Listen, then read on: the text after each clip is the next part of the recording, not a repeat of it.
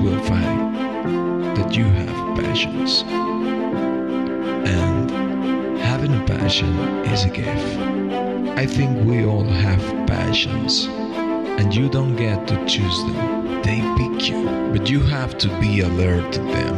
You have to be looking for them. And when you find your passion, it's a fantastic gift for you because it gives you direction. It gives you purpose.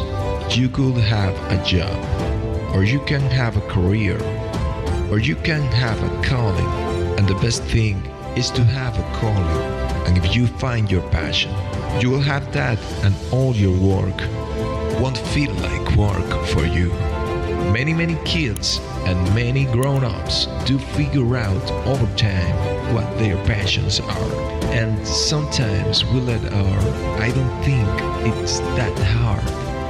I think what happens though sometimes is that we let our intellectual selves overrule those passions, and that's what needs to be guarded against. One of my job as a leader of Amazon is to encourage people to be bold. And people love to focus on things that aren't yet working, and that's good. It is human nature. That kind of divine discontent can be very helpful. But it's incredibly hard to get people to take bold bets, and you need to encourage that. And if you are going to take bold bets, there are going to be experiments. And if they are experiments, you don't know ahead of time if they are going to work. Experiments are by their very nature prone to failure, but big successes, a few big successes, compensate for dozens and dozens of things that didn't work. So both bets, AWS, Kindle, Amazon Prime, our third-party seller business, all of those things are examples of bold bets that did work, and they pay for a lot of experiments. I've made billions of dollars of failures at Amazon.com. Literally billions of dollars of failures. And you might remember Pets.com or Cosmo, or give myself a root canal with no anesthesia very easily. None of those things are fun, but they don't matter. What really matters is companies that don't continue to experiment, companies that don't embrace failure. They eventually get in the desperate positions where the only thing they can do is they could kind of Hail Mary bet at the very end of their corporate existence. Whereas companies that have been making bets all along, even big bets, but not bet the company bets. That's when you are desperate. I don't believe in the company bets. That's the last thing you can do. It's not you can be out of work and you have a terrible work-life balance, even though you got all the time in the world. You could just feel like, oh my God, miserable. And you will be draining energy, and so you have to find that harmony. It's so much better work. And I think for most people, it's about meaning. People want to know that they are doing some things interesting and useful.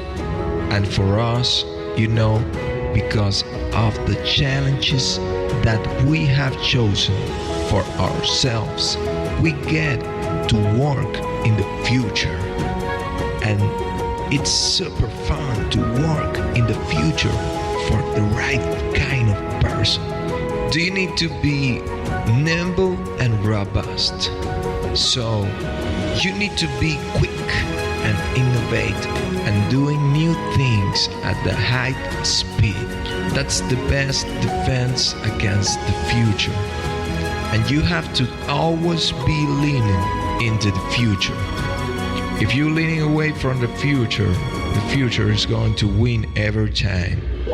Never ever lean away from the future.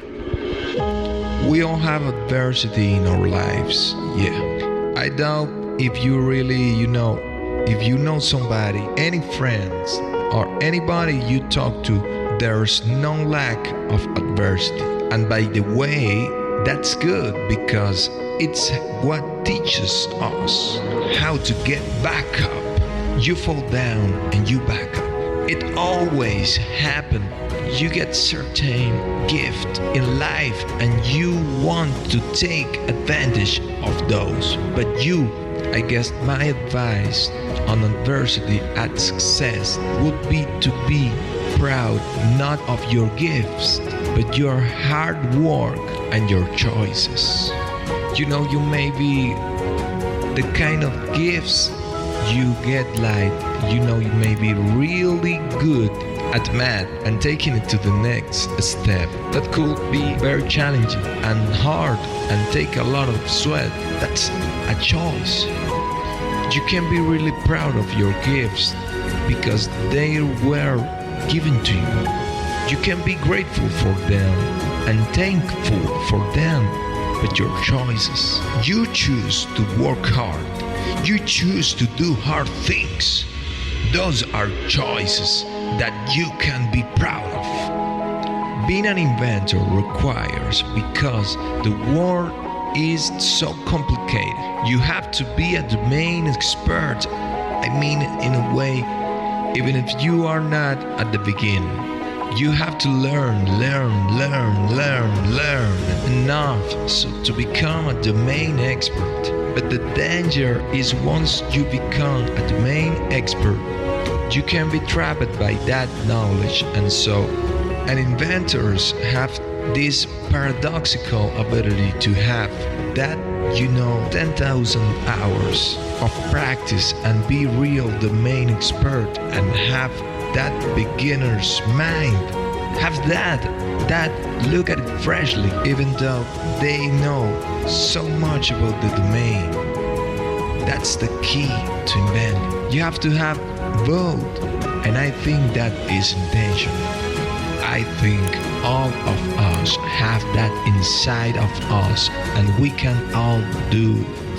But you have to be intentional about it. You have to say, I am going to become an expert. I'm going to keep my beginner's mind.